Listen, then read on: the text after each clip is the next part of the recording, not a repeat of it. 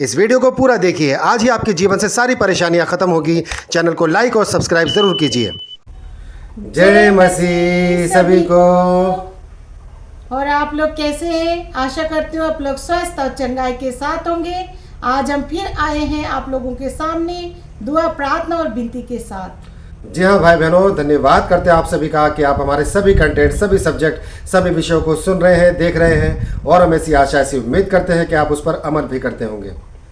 तो भाई बहनों, आज का जो सब्जेक्ट है, आज का जो विषय है वो इस प्रकार से है। आज से हम आपके लिए रोज की रोटी लेकर आ रहे हैं, रोज का वचन लेकर आ रहे हैं, क्योंकि परमेश्वर का वचन हमारी आत्मिक उन्नति के लिए और हमारी शारीरिक उन्नति के लिए एक प्रोटीन का कार्य करता है, एक ताकत, एक ऊर्जा का कार्य करता है। इस वचन के द्वारा हमारे जीवन में आशीष और ब्लेसिंग्स आती है। तो ये रोज की रोटी है। जिस तरह से हमको अपने शरीर को मजबूत करने के लिए रोटी चाहिए होती है, हम रोटी खाते हैं तो हमारे शरीर में ताकत आती है, ऊर्जा आती है और बल मिलता है। इसलिए हमारे शरीर को रोटी की जरूरत होती है। उसी तरह से हमारी आत्मिक उन्नति को बढ़ाने के लिए, हमारी सामर्थ्य को बढ़ाने के लिए ये पवित्र पाक बाइबल का रोज का वचन है, जिसको हमने रोज ग्रहण करना है। ये हमारी आत्मिक रोटी है, इसको हमने रोज खाना है। अगर हम इस रोटी को रोज खाते हैं तो हम आत्मिक उन्नति करते हैं, हम परमेश्वर के स्थान में जाने के काबिल बनने पाते हैं और आत्मिक और सांसारिक उन्नति में आगे बढ़ते जाते हैं। इसलिए भाई बहनों, परमेश्वर की हुजूरी में आपने रहना है, प्रभु की उपस्थिति में आपने रहना है, तो आपको ये रोज की रोटी रोज ग्रहण करनी है, ताकि परमेश्वर की आशीष, ब्लेसिंग्स और सुरक्षा आपके ऊपर और आपके परिवार के ऊपर बनी रहे। इसीलिए भाई बहनों, रोज की रोटी बहुत महत्वपूर्ण है हर एक मानव जाति के लिए, जो भी इस पृथ्वी पर सरवाइव कर रहा है, जो भी इस पृथ्वी पर काबिज है, उसके लिए परमेश्वर के पवित्र पाक वचन, ये रोज की रोटी बहुत ही महत्वपूर्ण है। इस शक्तिशाली वचन को, शक्तिशाली रोटी को जब आप ग्रहण करते हैं तो आप सांसारिक विपदाओं से बचते हैं, आप दुष्ट आत्माओं से बचते हैं, आप ग्रह कलेशों से बचते हैं, आप बेआरामी से बचते हैं। कोई भी नेगेटिव पावर आपके ऊपर हावी नहीं होती है, कोई भी दुष्ट चीजें आपको छू नहीं सकती है। घर के अंदर भी और घर के बाहर भी आपकी हिफाजत बनी रहती है, क्योंकि आपने परमेश्वर के पवित्र पाक वचन को खाया है, आपने इस पवित्र पाक शक्तिशाली रोटी को खाया है। इसलिए कोई भी नेगेटिव पावर आपके आसपास आ नहीं सकती है। इसीलिए भाई बहनों, आज हम आपके लिए आज का वचन लेकर आए हैं, आज की रोटी लेकर आए हैं। इस वचन के द्वारा और इस रोटी के द्वारा आप और आपका परिवार हृष्ट पुष्ट हो, ताकतवर हो, सामर्थी हो, बलवंत हो, आत्मिक क्षेत्र में आगे बढ़े और आप और उन्नति करते जाएं इन शक्तिशाली वचनों के द्वारा, प्रभु यीशु मसीह के नाम से। तो जी हाँ भाई बहनों, आज हम देखेंगे आज की रोटी क्या है हमारे लिए, आज का वचन क्या है हमारे लिए, जो हमें यीशु मसीह की तरफ से मिलती है, परमेश्वर की तरफ से मिलती है।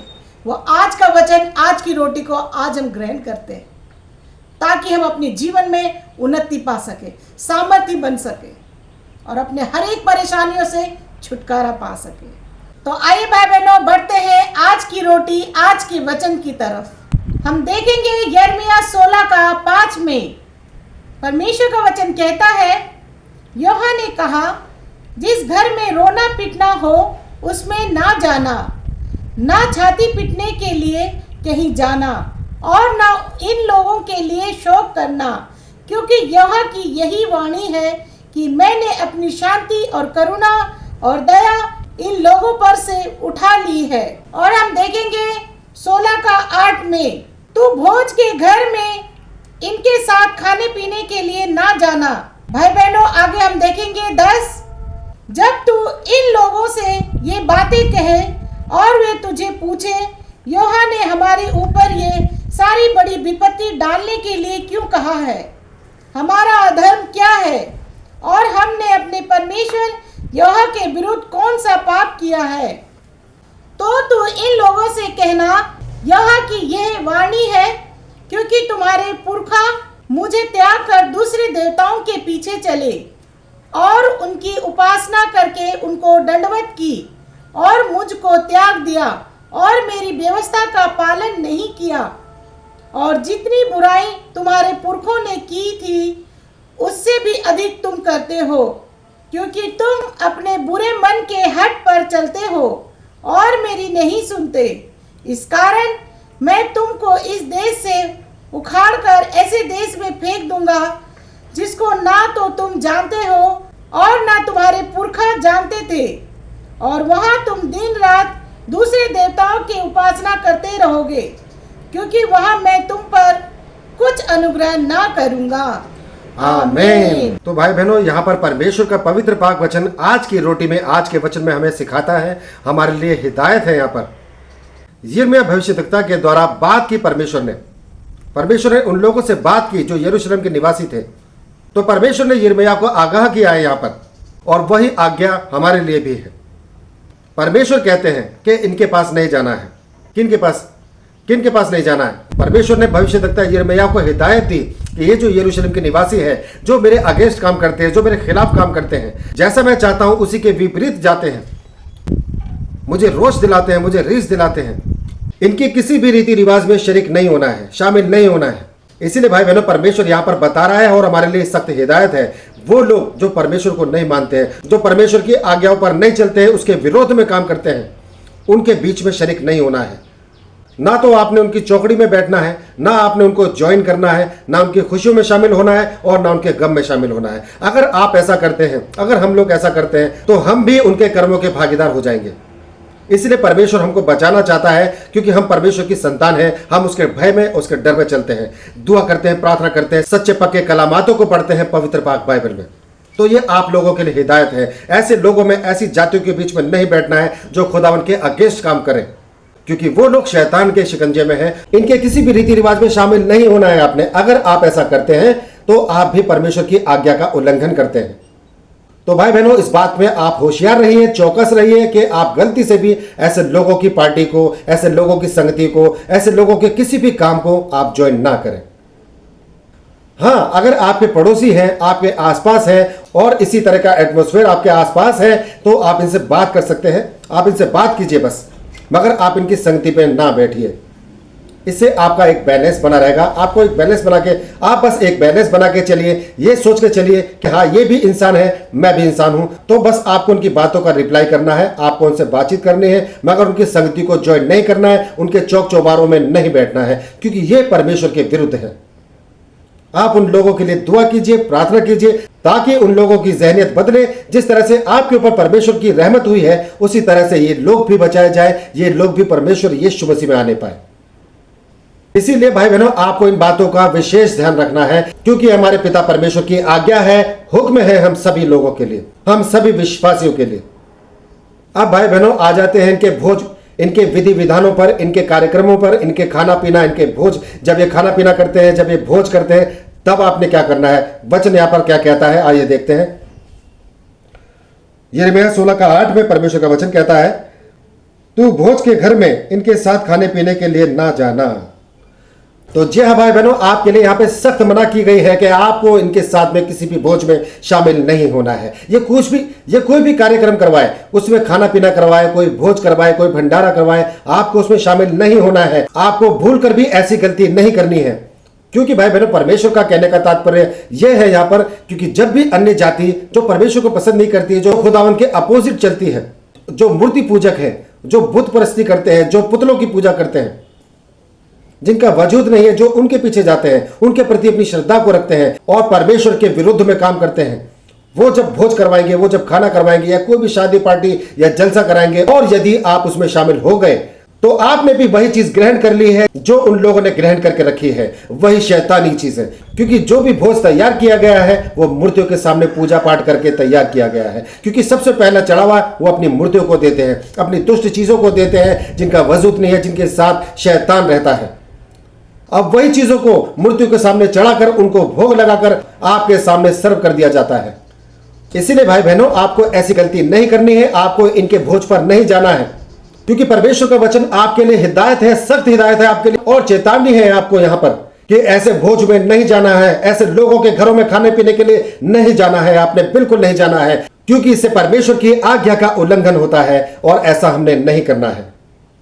तो भाई बहनों, जो अगला वचन है यिर्मयाह 16:10 में परमेश्वर का वचन यहां पर कहता है कि यिर्मयाह से उन लोगों ने सवाल किया कि ऐसा क्यों है, यहोवा हमसे क्यों नाराज है, परमेश्वर हमसे क्यों नाराज है, हमने क्या किया है, हमारा गुनाह क्या है, हमने कौन सा अधर्म का पाप का काम किया है जो हम पर विपत्तियां बढ़ती जा रही है और आप लोग हमारे बीच में नहीं आते हैं, नहीं बैठते हैं।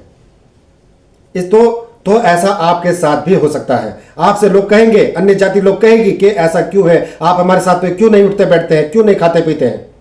तो भाई बहनों, उसका जवाब तो आपको मिल ही चुका है, जैसा कि अभी वचन पढ़ा गया है यिर्मयाह 16:11 में। तो इसका जवाब आपके पास है और वो जवाब आपको अपने पास ही रखना है और उस पर आपको चलना है। इनके पुरखाओं से जो गलतियां हुई हैं वो यही है कि अपने बनाए हुए देवी देवताओं के पीछे भागे, मूर्तियां बनाई, पुतले बनाए, बुत बनाए और उनको दंडवत करते हैं, उनको प्रणाम करते हैं, लेकिन परमेश्वर की महिमा नहीं करते हैं, खुदावन की महिमा नहीं करते हैं, यीशु मसीह के नाम को नहीं पुकारते हैं ये लोग। और उन्हीं के चलते चलते ये जो आज की जो पीढ़ी है, इन्हीं के जो वंशज है, इन्हीं की जो पीढ़ी है, ये भी वैसा ही, ये भी उन्हीं की तरह चल रहे हैं, उससे भी बढ़कर चल रहे हैं। इसलिए परमेश्वर का वचन यहां पर कह रहा है कि जैसा तुम्हारे पूर्वजों ने किया वैसा ही तुम भी कर रहे हो। तुम मुझे और भी रीस दिलाते हो और भी क्रोधित करते हो ऐसा करके। क्योंकि भाई बहनों, मैं आपको बताना चाहता हूं, खुदावन ने इन लोगों को सब कुछ दिया हुआ है, परमेश्वर ने इन लोगों को सब कुछ दिया हुआ है जब तक ये ना समझ है। लेकिन समझने के बाद भी, सब कुछ पाने के बाद भी इन्होंने वही किया जो इनको नहीं करना चाहिए था। इनको सच्चे खुदा की तलाश करनी चाहिए थी, जिस तरह से आपने किए, हमने किए, जो आप सब लोग देख रहे हैं भाई बहन, आप सभी ने किए, हम लोगों ने किए हैं और हमने दान वरदानों को पाया है। तो भाई बहनों, इन लोगों ने वही किया जो इनके पूर्वज करते गए, उसी बात, उसी चीजों पे, उसी कामों पर और उसी फितरत पर ये चलते गए, उसी विधि विधान को ये लोग मानते जा रहे हैं और वैसा ही करते जा रहे हैं और उसका अंजाम यही है कि ये लोग भुगत रहे हैं अपनी औलादों पर, अपने परिवारों पर और अपने कामों पर ये लोग भुगत रहे हैं। इसलिए इनकी जिंदगी में ना तो कभी चैन होता है, ना कभी आराम होता है, ना सुकून होता है, हमेशा डरे हुए, हताश, परेशान और घबराए हुए रहते हैं।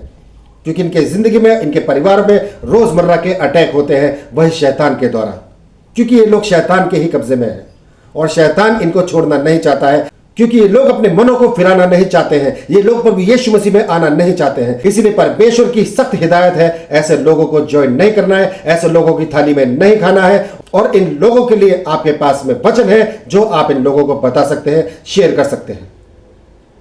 और भाई बहनों, आगे इसी वचन में परमेश्वर के द्वारा हमें बताया गया है कि ऐसे लोगों को परमेश्वर ऐसा दंड देता है कि ये पूरी जिंदगी भुगतते हैं, इनका परिवार भुगतता है और इनकी पीढ़ी, इनके बच्चे, इनकी संतान भी भुगतती है और ये समझ नहीं पाते कि इनके साथ में ऐसा क्यों हो रहा है। ये उसी मकड़ जाल में फंस के रह जाते हैं, यातना में, तड़पन में, बंदिश में, शैतानी चीजों में, दुष्टात्माओं में और भी कई तरह के इनके ऊपर अटैक होते हैं, लेकिन ये समझ नहीं पाते हैं, इनका कभी छुटकारा नहीं हो पाता है। इसलिए परमेश्वर का वचन आगे बता रहा है हमको कि इन लोगों को परमेश्वर ऐसी ही जगह पर छोड़ देगा, इसी तरह से उन्हीं के हाल पर छोड़ देगा और उनकी कभी खैर, कभी सुधीन नहीं लेगा। जो खुदावंत के अगेंस्ट काम करते हैं, परमेश्वर के विरोध में चलते हैं, उनको नरक में फेंका जाएगा। उनके लिए नरक की आग तैयार है, इस धरती पर भी और इस धरती के बाद भी।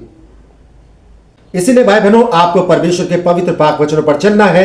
ये जो आज की रोटी है, आज का वचन है, बहुत ही शक्तिशाली है, आपको इस पर अमल करना है। अगर आपको अपनी जिंदगी में खुदावंत की आशीष चाहिए, ब्लेसिंग्स चाहिए, आप जब किसी भी कैफियत में होते हैं, किसी भी दुविधा में होते हैं, कंफ्यूजन में होते हैं, तो खुदावंत आपकी अगुवाई करता है। यीशु मसीह के स्वर्गदूत आपके साथ चलते हैं, आपकी सुरक्षा होती है, आपके परिवार की, आपके कुटुंब की और आपके बच्चों की सुरक्षा होती है। आप महफूज होते हैं और आपकी गवाहियां तैयार होती है यीशु मसीह के पवित्र पाक वचनों के द्वारा। इसलिए आपको इन वचनों पर चलना है और अन्य जातियों से आपको होशियार रहना है। तो जी हाँ भाई बहनों, आपको परमेश्वर के आज्ञाओं पर चलना है। उन्होंने जो कुछ भी हमसे कहा है उनको हमें मानना है। परमेश्वर की आज्ञा हमारे लिए सर्वोपरि है। यीशु मसीह, परमेश्वर जो कुछ भी हमसे चाहते हैं वही हमें करना है। उनकी अगर आज्ञाओं पर आप चलते हैं तो आप उनके सच्चा बेटा बेटी कहलाते हैं। तो फिर आप किसी भी चीज से महरूम नहीं रहते। आपको सब कुछ देगा प्रभु यीशु मसीह। आप उनके आज्ञाओं पर चले, उनका कहना मानिए, तो आपके लिए सब कुछ निछावर कर देगा प्रभु यीशु मसीह। तो जी हाँ भाई बहनों, धन्यवाद करते हैं आपने यहाँ तक हमें सुना। आज के वचन के लिए, आज की रोटी के लिए आपका धन्यवाद करते हैं। ये वचन, ये रोटी आपकी जिंदगी में कहीं गुना फल लेकर आए और आप इस पर अमल करें, इस पर चलने पाए, ऐसी हम उम्मीद करते हैं, ऐसी हम कामना करते हैं। परमेश्वर की आशीष, ब्लेसिंग, चंगाइयां सदा सर्वदा आप सभी के ऊपर बनी रहे। तो भाई बहनों, धन्यवाद करते हैं। आज के विषय में बस इतना ही। कल फिर हाजिर होंगे नई दुआ, नई प्रार्थना, नए विषय के साथ। तब तक के लिए आप सभी भाई बहनों को हमारा जय मसीह।